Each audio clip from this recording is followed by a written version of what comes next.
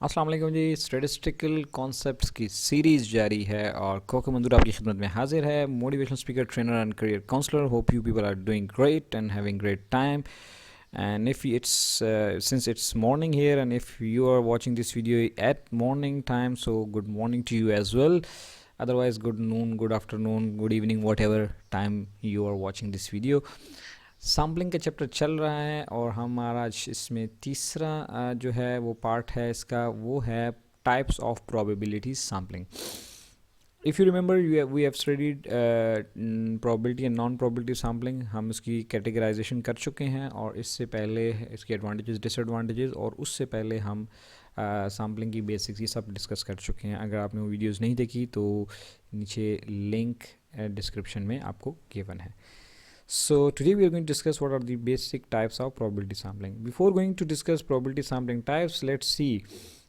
दो तरह की सैम्पलिंग होती है, एक है प्रोबेबिलिटी, एक है non probability. Non probability sampling में हमारे पास कन्वीनियंस है, जजमेंट है, कोटा है, स्नोबॉल वगैरह है, ठीक है। और प्रोबेबिलिटी सैम्पलिंग में हमारे पास क्लस्टर है, स्ट्रैटिफाइड है, सिस्टमेटिक है, सिंपल रैंडम सैम्पलिंग है। इसके अलावा भी बुक्स में अगर आप जाएंगे तो और बहुत सारी आपको टाइप्स मिलेंगे, लेकिन ये ज़्यादा कॉमनली यूज्ड फॉर्म्स यही हैं, ठीक है जी। तो इसको हम अभी डिस्कस करेंगे कि इसके अंदर क्या क्या किन किन एरियाज़ में हम कौन कौन सी सैम्पलिंग लगा सकते हैं। जैसे कि अभी मैंने आपसे कहा कि मल्टी स्टेज सैम्पलिंग है, मल्टी फेज सैम्पलिंग है, ये भी डिफरेंट टाइप्स हैं, ठीक है। लेकिन ये मोस्ट कॉमनली यूज्ड है, ठीक है। अगर आपको इशू हुआ उसमें तो हम फिर उस पर एक अलग से वीडियो भी बना देंगे। सो आज हम इस वीडियो में पढ़ेंगे प्रोबेबिलिटी सैम्पलिंग की different types. So first one is simple random sampling. Simple random sampling को purest form of probability sampling कहते हैं, क्योंकि इसमें हम सिंपली जैसे कहते हैं, देखें तीन लफ्ज़ हैं, simple and random sampling. Sampling क्या प्रोसेस है, लोगों की सिलेक्शन। रैंडम जिसमें कोई तरतीब नहीं है, ठीक है, रैंडम है। एंड सिंपल आसान तरीके से, सादा। जैसे मैंने आपको एग्जांपल दी थी प्राइस बॉन्ड की, ठीक है। सब जितने भी प्राइस बॉन्ड इशू होते हैं वो सब स्टेट बैंक के पास उनके नंबर्स होते हैं और स्टेट बैंक कंप्यूटराइज तरीके से उसका ड्रॉ करता है। तो ये जितने लकी ड्रॉज होते हैं, जो प्राइस बॉन्ड ड्रॉज हैं या इस किस्म के जितने भी इवेंट्स हैं, ये सब सिंपल रैंडम सैम्पलिंग में आ जाते हैं। पहले ये होता था कि वो पूरा डाटा जो नंबर्स होते थे वो हम लिख कर, और फिर अगर आप स्टेटिस्टिक्स की बुक में जाएंगे तो वो बाकायदा तरीका भी दिया हुआ है कि आप नंबर लिखें और फिर उसको कॉलम वाइज, रो वाइज लिखें, और वो लंबा एक प्रोसेस है। लेकिन चूंकि अब सब चीज़ें कंप्यूटराइज हो गई हैं तो उसके ऊपर बहस करके और उस पर टाइम ज़ाया करने वाली बात। बहरहाल वो बुक्स में आपको गिवन है। तो कंप्यूटर अब चूँकि अब सारा नंबर्स कंप्यूटर में डाल दी जाते हैं और कंप्यूटर ख़ुद उसमें सेलेक्शन कर लेता है। वो एक सॉफ्टवेयर के ज़रिए ऑटो जनरेशन वो उसको मिक्स करता है नंबरिंग को और फिर उसमें से ख़ुद पिक कर लेता है। तो ये जो मैंने आपसे कहा कि जो इतने लकी ड्रॉज होते हैं उसमें ऐसे ही होता है। या अगर आपने कोई प्रोग्राम्स देखे हों जिसमें एक बड़ा सा शीशे का बॉक्स होता है और वो सारी जो हैं वो पर्चियाँ उसमें डाल दी जाती हैं और फिर उस बॉक्स को खूब गोल गोल घुमाया जाता है या उसको जो है वो मिक्स किया जाता है और फिर खूब उसको ऊपर नीचे पर्चियों को घुमा घुमा के उसमें से फिर एक पर्ची निकाली जाती है। No, this is simple random sampling, right. फिर दूसरी पर्ची निकाल दी जाती है, फिर तीसरी निकाल दी जाती है। So all these are the types and the forms of simple random sampling. Second, अच्छा, प्रोबेबिलिटी प्रोसीजर क्या involves, the second is systematic random sampling, right. Systematic random sampling में क्या होता है कि अब हम कोई भी नंबर नहीं निकाल रहे, बल्कि अब हम एक सिस्टम के ज़रिए रैंडम सैम्पलिंग करते हैं। है ये भी रैंडम, लेकिन सिंपल के सिस्टम के ज़रिए। कैसे करते हैं, जैसे मिसाल के तौर पे हम हर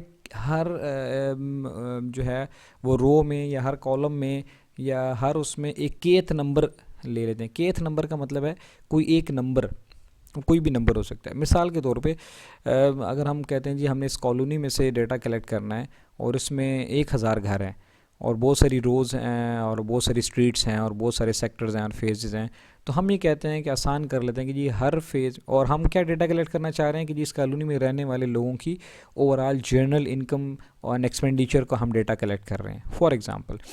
तो हम क्या कर रहे हैं, हम कहते हैं जी हर स्ट्रीट का जो 5वां घर होगा हम उसे डेटा कलेक्ट करेंगे। सो हम ये शुरू कर दिए, जैसे स्ट्रीट में एंटर होते हैं 1 2 3 4 5, सो 5th नंबर घर का डेटा ले लिया, फिर 6 7 8 9, फिर 10th नंबर का डेटा ले लिया, फिर अगले में 1 11 12 13 14 15 नंबर, एंड देन इस एंड सो ऑन, राइट। तो इस तरह से भी करके आप ले सकते हैं। या आप ये भी कर सकते हैं कि जी हाउस नंबर्स के हिसाब से हर पाँचवा नंबर, यानी हाउस नंबर 1, हाउस नंबर 2, अगर नंबरिंग लगी हुई है तो पाँचवा जो जिसका हाउस नंबर 5 है, हाउस नंबर 10 है, हाउस नंबर 15 है, हाउस नंबर 20 है, इस तरह से भी आप डेटा ले सकते हैं। तो ये सारा केथ नंबर वाला, अगेन ये एक रैंडम हो जाएगा कि हमें नहीं पता कि जो है वो 26 जो लेट्स सपोज 75 नंबर पे किसका घर आ रहा है और 80 नंबर पे किसका घर आ रहा है, ठीक है ना।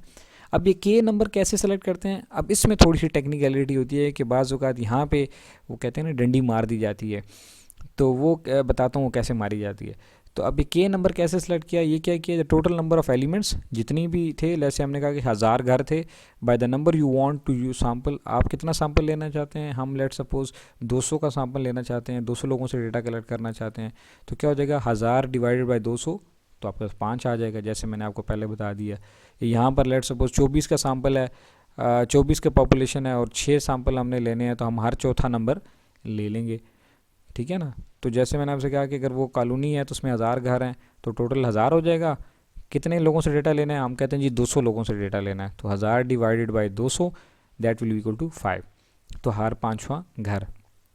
अब इसमें जो डंडी वाली बात मैंने आपसे की ना, डंडी वाली बात क्या होती है कि अगर हम चाहते हैं कि जी लेट सपोज इस ज़मीन में इस यहाँ पे हम प्लॉट्स की वैल्यू देख रहे हैं, हम डेटा कलेक्ट कर रहे हैं कि जी यहाँ पर लोगों ने जो प्लॉट्स हैं वो प्लॉट्स की क्या वैल्यू है, या यूँ कह लें कि हम इस कॉलोनी में कुछ लोगों को इनाम देना चाहते हैं किसी उस पर, तो हम ये चाहते हैं कि वो कोई भी घर हो सकता है।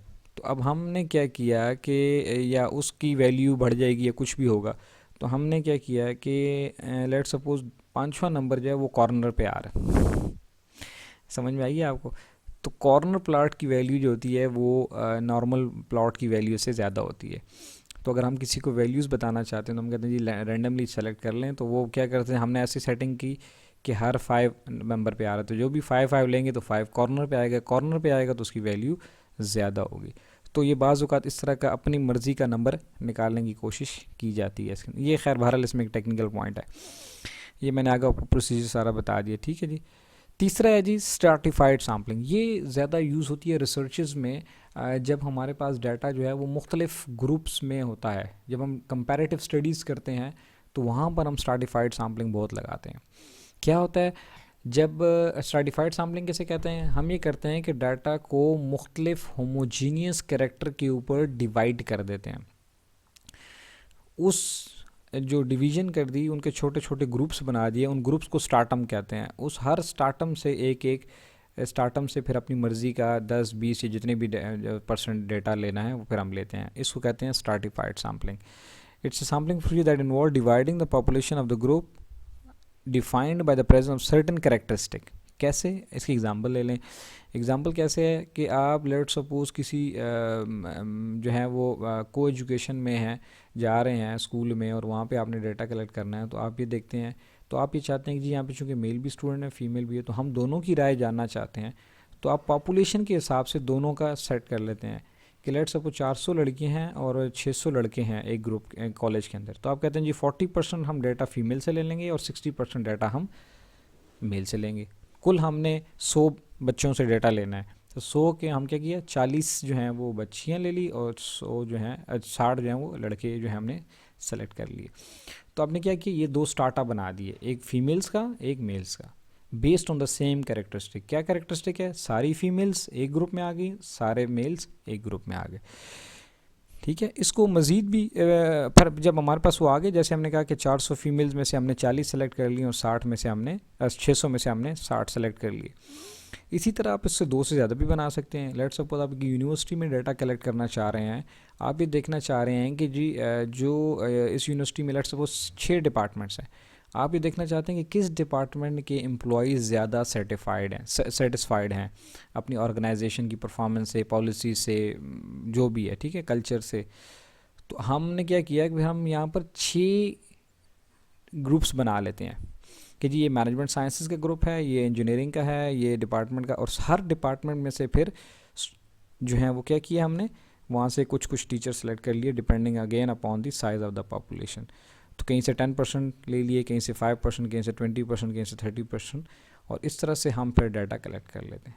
तो तरीक़ेकार इसका यही है कि फ़र्स्ट क्या करते हैं हम, पेरेंट पॉपुलेशन को डिवाइड कर देते हैं मुख्तलिफ ग्रुप्स के अंदर जो म्यूचुअली एक्सक्लूसिव एंड एग्जॉस्टिव होते हैं, यानी अगर मेल है तो फीमेल नहीं हो सकता, ठीक है ना।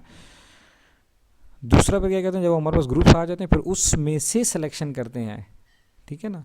अब हमारे पास मैनेजमेंट साइंस में 50 लोग हैं, हमने इसमें से सिर्फ 5 लेने हैं, तो 5 पे फिर आप अगेन सिंपल रैंडम सैम्पलिंग लगा सकते हैं जो हम पहले पढ़ चुके हैं। So this is how stratified sampling work. So जो आप जो रिसर्च के स्टूडेंट जो सुन रहे हैं वो अगर ग्रुप स्टडीज़ करते हैं, कंपैरेटिव स्टडीज़ करते हैं और तो उन पे अगर पॉपुलेशन नोन है, सैम्पलिंग फ्रेम एग्जिस्ट करता है, तो then they should go for the stratified sampling. क्योंकि फिर अक्सर आपको डिफेंस में वाई में पूछेंगे कि आपने कन्वीनियंस सैम्पलिंग या कोई और ले ली तो सिंपल रैंडम सैम्पलिंग क्यों ली, आप तो ये ले लें, आपको तो सब प्रोबेबिलिटी सैम्पलिंग लेनी चाहिए थी।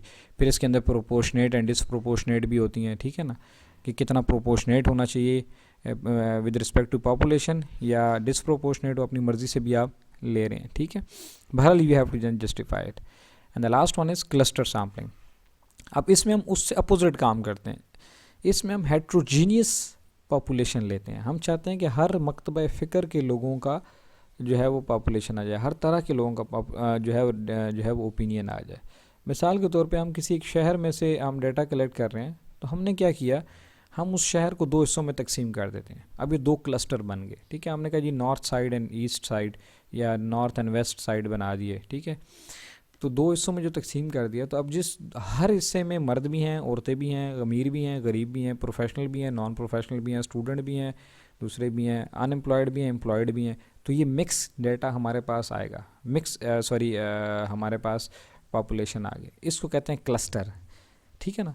तो क्या किया हमने, probability sampling procedure that involves randomly selecting cluster of the element from A population and subsequently selecting every element in each cluster. तो फिर उसमें से हम ले लेते हैं, जैसे देखिए ना सिटी ब्लॉक्स हो गए, पॉलिटिकल और जियोग्राफिकल, हाउसिंग यूनिट्स हैं, हॉस्पिटल इलनेस वगैरह। तो हाउसिंग यूनिट्स हैं, कॉलेज स्टूडेंट्स हैं, ये सारे एग्जांपल्स हैं इसके, कि हमने क्या किया जी ब्लॉक्स ले लिए। तो अब एक सिटी ब्लॉक के अंदर एक हमने 4 ब्लॉक बना दिए, तो एक ब्लॉक के अंदर ज़ाहिर मुख्तलिफ किस्म के लोग रहते होंगे, तो हमारा एक क्लस्टर बन गया। तो उस क्लस्टर में क्या किया हमने, population of the interest is divided into mutually exclusive and exhaustive subject, यानी जो नॉर्थ वाले हैं वो ईस्ट में नहीं, वेस्ट में नहीं हो सकते, जो या ईस्ट वाले वेस्ट में नहीं हो सकते, वेस्ट वाले ईस्ट में नहीं हो सकते। और फिर उस क्लस्टर में से हमने जो है वो अगेन सिंपल रैंडम सैम्पलिंग लगा के लोगों को सेलेक्ट कर लिया।